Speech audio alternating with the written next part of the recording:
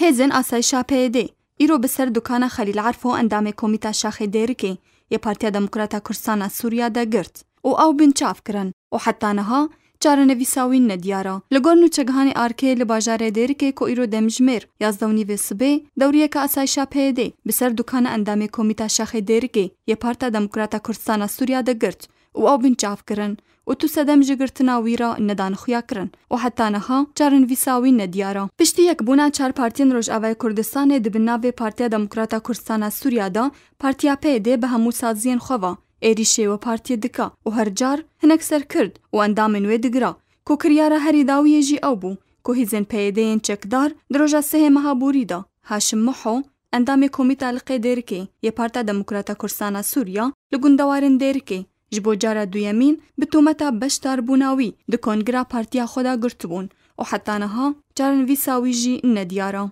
Herwiha bi ser Mala Mihemed Elî endamê Mekteba Siyasî wê partiyê da di şeva 29 meha borî da girtibûn û bi bihana ku çekdar di malê de hena mala wî pişkinîn kirbûn. Ji aliyê xwe ve Partiya Demokrata Kurdistana Sûriya her car van kiryarên PYD şermezar dike û dibêje ku ev kar tenê dikeve xizmeta rejîma Sûrî û neyarên gelê Kurd da. Ji aliyekî dî daxwaze jê dike ku hemû endamên wan berdin û dev ji karên wiha berdin lê PYD li ser karên xwe dimîna. Têzanîn ku niha bi dihan endam û alîgirên Partiya Demokrata Kurdistana Sûriya di zindanên hêsên asayîşê û YPG yên bi ser Partiya PYD ve dena û di nav wan da Hesên Îbiş. Endamê komîta navendî yê Partiya Demokrata Kurdistana Sûriya li devera Efrînê ku hêzên asayişa PYD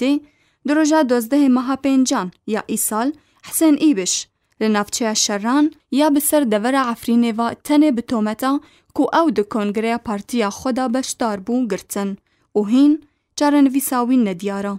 Adla Ehmed, Programa Ark.